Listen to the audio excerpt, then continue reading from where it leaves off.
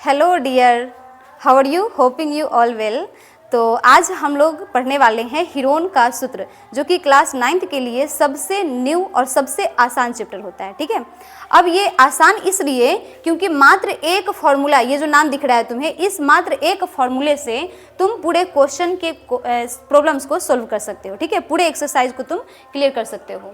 अब सबसे पहले तो हम बात करते हैं हीरोइन का सूत्र, न कि हीरोइन का सूत्र। ठीक है, ध्यान रखेंगे, क्या बोलते हो तुम लोग? हीरोइन का सूत्र। ठीक है, हीरोइन नहीं, क्या लिखा है? ये हीरोइन का सूत्र। Okay, heroine. तो सबसे पहले हम हीरोइन देखते हैं क्या है। तो हीरोइन एक हमारे महान गणितज्ञ थे, जिन्होंने एक नए तरीके से त्रिभुज का क्षेत्रफल ज्ञात करने के लिए सिखाया हमें। ठीक है, किस तरीके से? जब किसी त्रिभुज की 3 भुजाएं ज्ञात हो, जब किसी त्रिभुज की तीनों भुजा की लंबाई हमें ज्ञात हो, तो हम इस त्रिभुज का क्षेत्रफल निकालते हैं, एरिया ऑफ ट्रायंगल निकालते हैं। किस फॉर्मूला से? हीरोइन के सूत्र से। किससे? हीरोइन के सूत्र से। अब तुम कहोगे कि त्रिभुज का क्षेत्रफल तो होता है 1/2 गुना आधार गुना ऊंचाई, है ना? कितने के दिमाग में ऐसा आया होगा? बिल्कुल होता है, वो गलत थोड़ी है। पर 1/2 गुना आधार गुना ऊंचाई हम तब लगा सकते हैं जब हमें किसी त्रिभुज का आधार और ऊंचाई मालूम हो। ठीक है, मान लो कि ये हमारा एक त्रिभुज है ABC, और इसका कोई भी एक भुजा हम लेते हैं, तो उस भुजा को हम आधार तो मान सकते हैं, पर क्या किसी को भी ऊंचाई मान सकते हैं? नहीं, ऐसा नहीं कि इसको आधार मान लो, ठीक है, और इसको तुम ऊंचाई मान लो, ऐसा नहीं होता है। जो भुजा को हम आधार माने हैं उस पे एक लाइन परपेंडिकुलर होना चाहिए। परपेंडिकुलर का मतलब 90 डिग्री के साथ ये लाइन इस भुजा पर होना चाहिए, तभी हम इसको बोलेंगे क्या? ऊंचाई। क्या बोलेंगे इसको? ऊंचाई। ठीक है, तो इस तरह के हम निकाल सकते हैं 1/2 गुना आधार गुना ऊंचाई। ये फॉर्मूला हम लोग पहले से पढ़े हुए हैं, पर आज हम लोग एक नया ही फॉर्मूला सीखने जा रहे हैं, जिसे कहते हैं हीरोइन का सूत्र। अब हीरोइन के सूत्र में फर्स्ट स्टेप तो तुम्हारा ये है कि तुम सबसे पहले सूत्र को जानो। तो सूत्र को जानने से पहले एक चीज तुमको जानकारी के लिए बता दें कि इसमें तुम्हें एक चीज ज्ञात करना होता है। फर्स्ट में तुम्हें ज्ञात करना होता है एस का वैल्यू। अब ये एस क्या है? तो एस का मतलब होता है सेमी पेरीमीटर। क्या होता है? Semi perimeter. सेमी पेरीमीटर का मतलब होता है अर्ध परिमाप। क्या होता है? अर्ध परिमाप। ठीक है, तो हमें जो भी त्रिभुज दिया रहेगा उस त्रिभुज का हमें पहले निकालना पड़ेगा अर्ध परिमाप। अर्ध परिमाप का मतलब परिमाप का आधा। अब परिमाप का मतलब होता है किसी भी आकृति की परिमाप निकालो, तो परिमाप होता है उसका कि सभी भुजाओं का योग, और बस वो क्या हो जाता है? परिमाप हो जाता है। अगर हम परिमाप को आधा कर दें, कहने का मतलब 2 से भाग दे दें, तो वो हो जाता है हमारा अर्ध परिमाप। क्या हो जाता है? अर्ध परिमाप। चलिए, तो एस का वैल्यू क्या हो जाएगा? मान लो कि एक ट्रायंगल है कोई, और उस ट्रायंगल में हम लोग लेते हैं, ठीक है, मान लो कि ये लंबाई तुम्हारा ए दिया हुआ है, ये कोई भी भुजा है, त्रिभुज का नाम हम लोग लिख सकते हैं ABC। कोई त्रिभुज है जिसका BC की कुल लंबाई कितना है?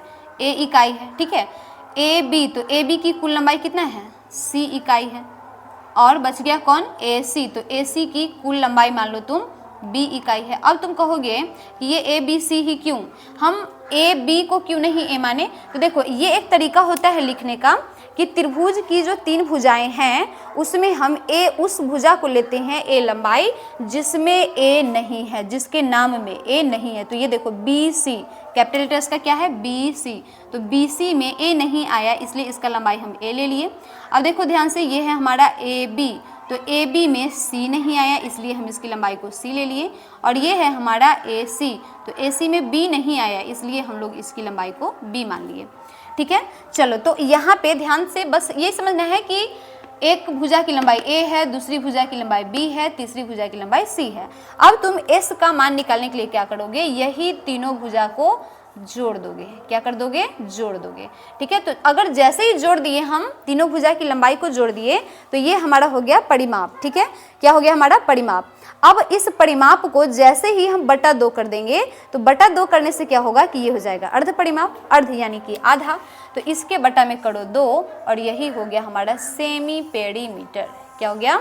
Semi perimeter. तो फर्स्ट स्टेप तो हमारा यही है। अगर हम हीरोइन का सूत्र अप्लाई करना चाहते हैं किसी भी क्वेश्चन में त्रिभुज का क्षेत्रफल निकालने के लिए, तो सबसे पहले हमें क्या करना पड़ेगा?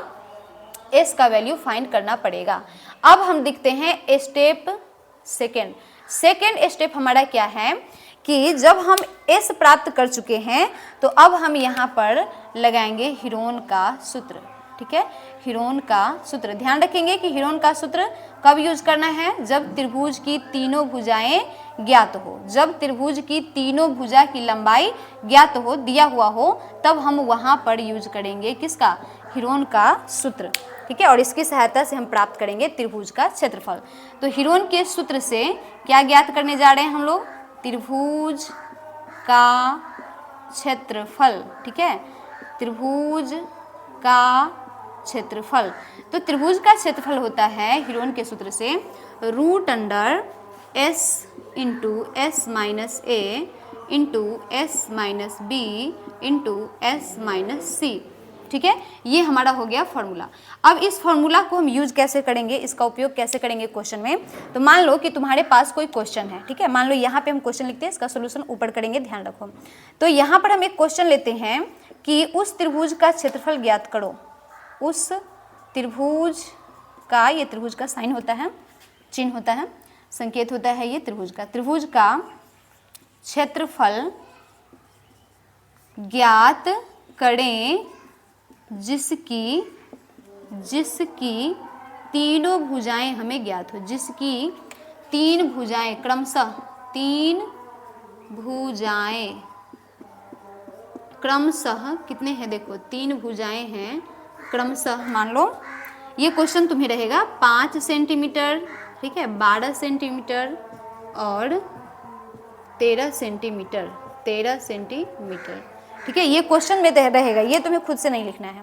अब जैसे ये क्वेश्चन तुम्हें दिख गया तो क्या कर देना है, सीधे सीधे सबसे पहले क्या कर देना है, बोलो। फर्स्ट स्टेप क्या बताएं कि हमें निकालना होगा सेमी पेरीमीटर। ठीक है, अर्ध परिमाप निकालना होगा। और अर्ध परिमाप के लिए करना क्या है, तीनों भुजा की लंबाई को जोड़ देना है और उसमें 2 से भाग लगा देना है। जैसे ही हमको S मिल गया, अब अप्लाई करेंगे सेकेंड स्टेप। तो सेकेंड स्टेप में क्या कर देना है, बस S का वैल्यू रखना है और A का वैल्यू हमें पता ही है, B का वैल्यू पता ही है, C का वैल्यू पता ही है। तो S का वैल्यू रखो √S। S कितना है हमारा, तो निकालना पड़ेगा, है ना। S निकालते हैं यहाँ पे, देखो 5, 12, 13, तीनों भुजा क्या है हमारा, 5, 12, 13 बटा में 2। इसको ऐड करो जल्दी से, 5 और 12 हो गए 17, 17 और 13 हो गए 30। तो 30 का आधा कितना आ गया, 15। ये हो गया हमारा S का वैल्यू, 15 हो गया।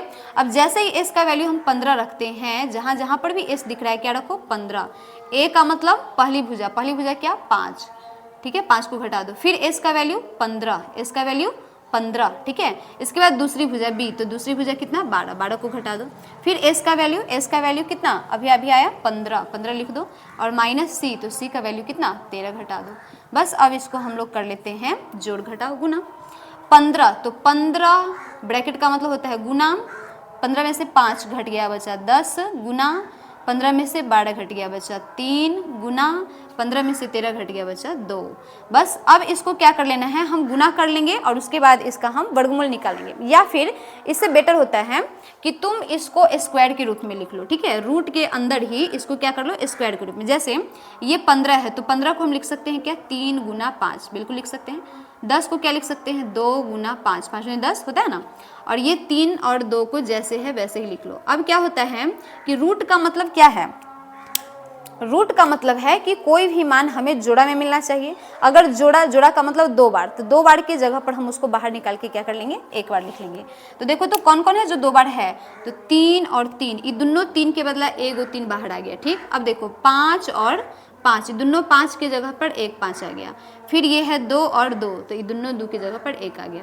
मान लो कि किसी का जोड़ा नहीं लगता तो वो क्या रह जाता, रूट में ही रह जाता। अगर मान लो कि यहाँ पे 2 2 नहीं होते, एक ही 2 होते, तो हम क्या करते, ये दोनों बाहर रखते और इस 2 को रूट में ही रखते। पर ऐसा है नहीं, क्योंकि सारे के सारे क्या है, पेड़ में है। अब इसको गुना करो, 3 5 15, 15 दूनी 30। तो ये हमारा हुआ सेंटीमीटर। अगर रहता है तो सेंटीमीटर स्क्वायर, इकाई है तो इकाई, अगर हम इकाई माने हैं तो वर्ग इकाई। यही हमारा क्या हो गया, आंसर। ठीक है, 30 वर्ग इकाई, यही हमारा हो गया आंसर। किसका, त्रिभुज के क्षेत्रफल का। तो सारे के सारे क्वेश्चन तुम्हारे इस टाइप के रहेंगे। और बस हम क्या कर लेंगे, सबसे पहले S का मान निकाल लेंगे और S का मान निकालने के बाद हम निकालेंगे त्रिभुज का क्षेत्रफल। ठीक है, त्रिभुज का क्षेत्रफल का फॉर्मूला हमारा ये है। अब अगर ये फॉर्मूला तुम्हें समझ आया हो, एग्जाम्पल तुम्हें समझ आया हो, तो उसको कमेंट बॉक्स में टाइप करोगे, यस नो या जो भी डाउट हो। और इसके बाद तुम्हें एक्सरसाइज करना है। जैसे कि अगर हम भारती भवन की बात करें तो भारती भवन जो बुक होता है, एक भारती भवन जो बिहार बोर्ड के लिए होता है हिंदी मीडियम से, उसका एक्सरसाइज 13, ठीक है, एक्सरसाइज 13 में ये तुम्हें क्वेश्चन दिख जाएंगे। तो एक्सरसाइज 13 का फर्स्ट जो भाग होगा 1, ठीक है, एक्सरसाइज 13 का 13.1 या जो भी देख लोगे उसमें, तो उसमें तुम्हें ये क्वेश्चन देखने को मिल जाएगा। तो प्रैक्टिस के लिए वो सारे क्वेश्चन को तुम लोग करोगे और इसके आगे जो भी क्वेश्चन होगा, जो भी टाइप होगा अलग, उसको हम नेक्स्ट वीडियो में बताते हैं। ठीक है, धन्यवाद।